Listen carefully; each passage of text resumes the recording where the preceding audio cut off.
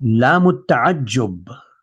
It's a lam that is harful jar and it is used to express amazement. بسم الله الرحمن الرحيم والحمد لله رب العالمين والصلاة والسلام على أشرف المرسلين سيدنا محمد وعلى آله وصحبه أجمعين. How does this lam التعجب, which is lam jarrah, work? And it is the seventh and the last type of lam in our list. Let's look at some examples that show us how the Arabs use this lam. إذا تعجبوا من كثرة الماء قالوا عجبا للماء وقالوا يا عجبا للماء وقالوا يا للماء. So you can see through these three examples we have عجبا, which is مفعول مطلق عوض, and you have the lam التعدية, which is حرف الجر entering upon اسم مجرور الماء,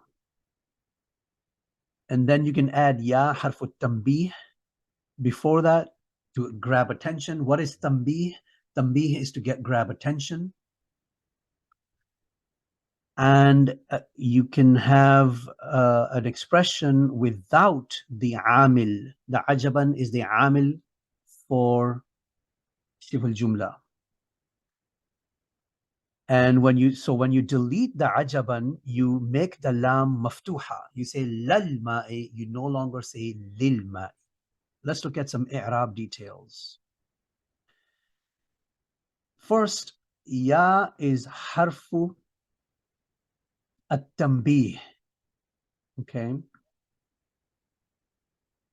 And in Arabic language, I know there are 4 ahruf at-tanbih. They are ha as in hadha, and they are ala as in ala inna awliya Allahi la khawfun alayhim. And then there's ama as in ama wallahi. And then there's ya. There's a chapter in the previous level, Quranic Linguistics level 4, which deals with balagha, Quranic eloquence. And that chapter looks at the details of at-tanbih. I encourage you to look at that chapter. Now, there are weaker opinions that say ya is harfu nida majazan, and another opinion says the munada is mahdhuf. In other words, it's hadha. Ya hadha ajaban lil ma. But the strongest opinion, I believe, is that the ya here is harfu tanbih. There's no nida here. You're grabbing attention. You're not really calling anyone. اللام المفتوحة لام التعجب. This lam that is maftuha, as in ya lalma'i, is lam التعجب. And the lam that is maksura, al-lam al-maksura, is lam al-ta'diyah.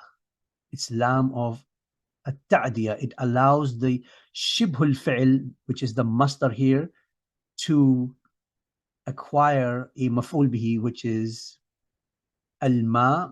It's ism majrur and it is maf'ul bihi ghayru sarih because of lam al-ta'diyah, as we learned earlier when we did lam al-ta'diyah. So in all three of these expressions, we have shibul jumla lil ma'i, and lal ma'i. And shibul jumla, as you know, requires a connection, ta'alluq. يتعلق شبه الجملة بالفعل أو بشبه الفعل مذكورين كان أو محذوفين. The shibul jumla must have a ta'alluq with a fi'l or shibh al-fi'l, and they both can be madhkur or mahdhuf. Here we don't have a fi'l, instead we have ajaban, which is maf'ul mutlaq iwad, and it's a masdar, it's shibh al-fi'l.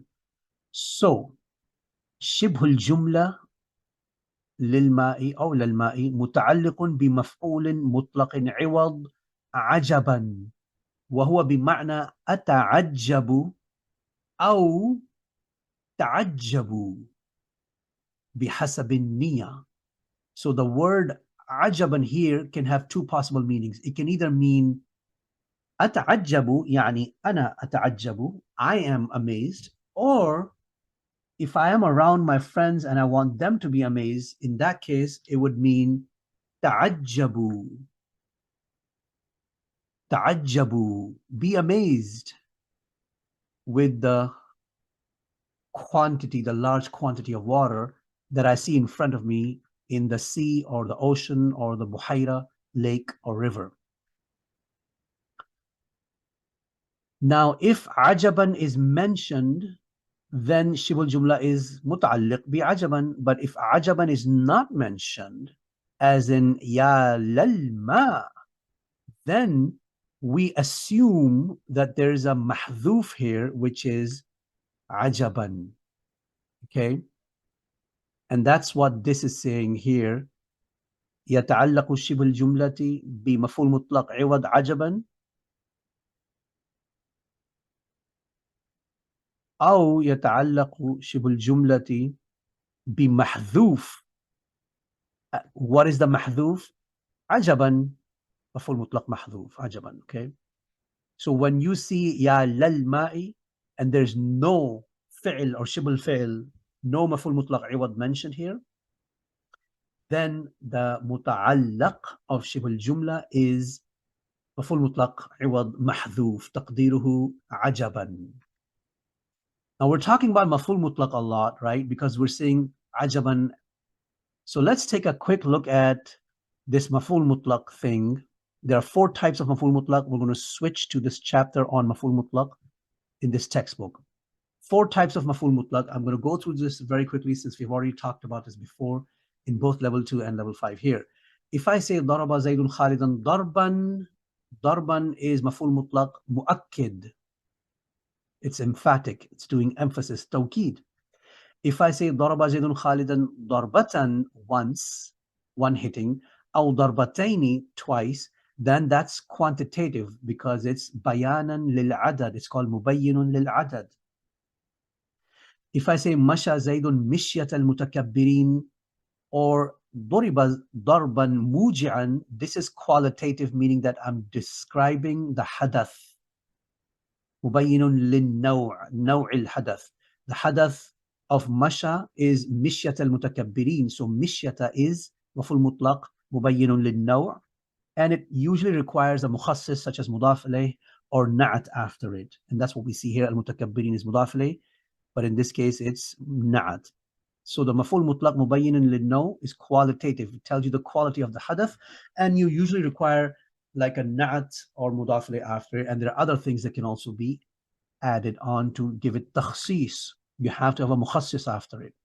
Because if I delete muji'an, then it becomes tawqid. Darban is tawqid now. That's why there has to be something after it. That something is called takhsis or mukhassis.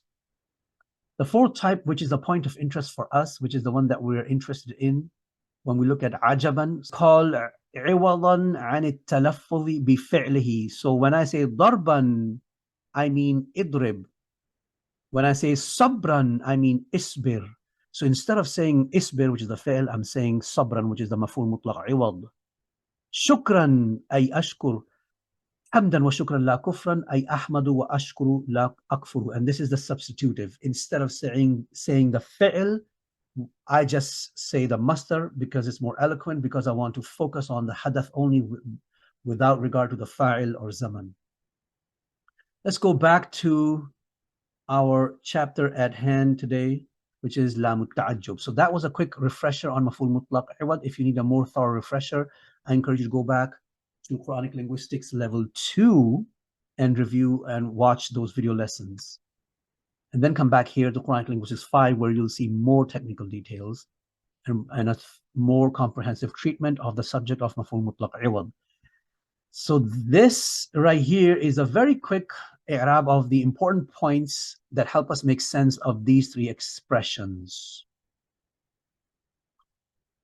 Let's now go on to the next set of expressions that also have lam التعجب.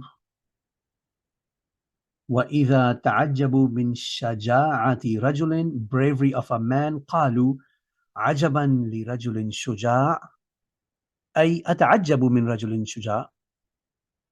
وعجبا لشجاع, I can drop the word رجل and then I can keep the نعت شجاع. So منعوت is محذوف. So I can add the حرف التنبيه يا before it, and it becomes يا عجبا لشجاع. So I can say عجبا لشجاع, or I can add تنبيه. I'm trying to get someone's attention. يا عجبا لشجاع. And I cannot add من حرف جر زائد by saying يا له من شجاع, من شجاع. Okay, this min is حرف جر زائد للتوكيد. And this is just saying أي رجل شجاع. So the نعت is there, but the منعوت is محذوف. The أحرف الجر الزائدة للتوكيد are 4. They are كاف, من, ba, and lam. And for a full treatment, comprehensive coverage of the أحرف الجر الزائدة, you can go back to this page here. There's a reference here. Let's go to it very quickly. Kaf, min, ba, and lam. Lots of details and some conditions. Let's go back to our chapter on لام التعجب. The third and final set of examples for لام التعجب are as follows. وَإِذَا تَعَجَّبُوا مِنْ رَجُلٍ, if they're amazed by a man. Here, they're amazed by the bravery of a man. Here, just amazed by a man. قَالُوا يَا لَهُ رَجُلًا وَقَالُوا يَا لَهُ مِنْ رَجُلٍ. What an amazing man. So, رَجُلًا is tamyiz. And you can learn, refresh. We've already talked about tamyiz in the previous chapters. You can review tamyiz in Quranic Linguistics Level 2. You can review tamyiz in a more extensive detail in this textbook on the page that's mentioned here. The word ya, as before, is harfut tanbih. The lam here is lam al-ta'ajjub. And min, again, is harfu jarrin zaid lit-tawkid. Okay. Here's an example from the hadith literature that is related to the topic of ta'ajjub. قال رسول الله صلى الله عليه وسلم عجبا لأمر المؤمن. Notice how the Rasulullah صلى الله عليه وسلم, he's so eloquent. He says عجبا, which could mean أتعجب أنا, or it could mean تعجبوا أنتم لأمر المؤمن. Both are possible. So the Rasulullah is himself expressing amazement, and he wants us to be amazed. لأمر المؤمن. You can see the lam, حرف الجر للتعدية, because the عامل عجبا is mentioned. Inna amrahu kullahu khair. His amr, all of it is good. Walaysa dhaka, and that is for no one, li'ahadin illa lilmu'min, except for the believer. In asabatu sarra'u, when something good befalls him, shakara, he's thankful. Fakana khairan lahu, and that's good for him because he gets reward, right? Wa in asabatu darra'u, when a difficulty, misfortune, harm befalls him, sabara, fakana khairan lahu, he's patient, so that's good for him, and of course that means he gets more reward. So once again, you can see lam here is lam al-ta'diya, and it is maksura, it has a kasra. Why doesn't it have a fatha? Because the amil maf'ul mutlaq is mentioned, it's not mahdhuf. If I were to delete it, then I would have to have something else to indicate that this is ta'ajjub, which is that I have to put a fatha and I have to have ya harfut tanbih also there. That's it. That's a quick overview of lam al-ta'ajjub. An important couple of points to keep in mind. Lam al-ta'ajjub hiya lam al-ta'adiyya aydan. The lam al-ta'ajjub in reality, fil haqiqa, is lam al-ta'adiyya. It's lam al-ta'adiyya aydan. Why? Because لأن مجرورها, because the word after it, the ism majrur, وهو المتعجب منه, and that's the متعجب منه. متعجب منه is the thing that's causing you to be amazed, the thing that you're amazed with or amazed by. It's the marveling thing or the wonderful thing. وهو المتعجب منه. So the ism majroor after the lam is متعجب منه, and it is مفعول به غير صريح, as we learn in the chapter on التعدية. وقيل بمعنى المفعول به. Okay, so لام التعجب is in reality a specific usage or a specific application of لام التعدية. Okay. يجب أن يكون المتعجب منه, the متعجب منه, which is the ism majroor after lam, which is the thing that you're amazed with, معرفا بأل, it has to be معرف بأل, or nakira مختصة, it is a nakira that is not a pure 100% nakira, it has a na'at or idafa after it that's giving it further definition. It's nakira that has been further clarified, so it's like halfway between nakira and ma'rifa. Nakira mukhtassa is a topic that's discussed in a chapter in this textbook called An-Nakira wal Ma'rifa. Let me add the reference for that. So here's the reference. If you go to this page number here in this textbook, you find An-Nakira wal Ma'rifa, and you see the definition of An-Nakiratul Mukhtassa. Right? Al-Nakiratul Mukhtassa here Nakiratun Khtussat. For example, thawbun tawil. If I say thawbun, that's nakira without tawil. But if I add the word tawil, which is na'at, then this nakira is no longer a pure 100% nakira. It's somewhere between nakira and ma'rifa. It's nakira mukhtassa, nakira that has become more specific.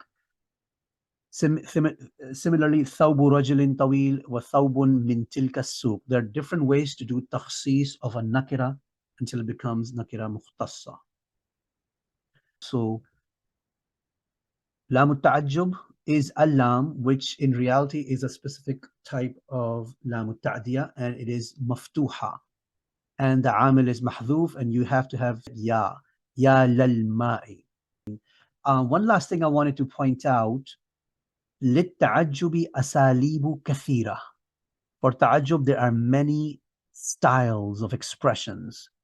قد ذكرت في المستوى الرابع, in the Quranic Linguistics level 4, which is the level before this.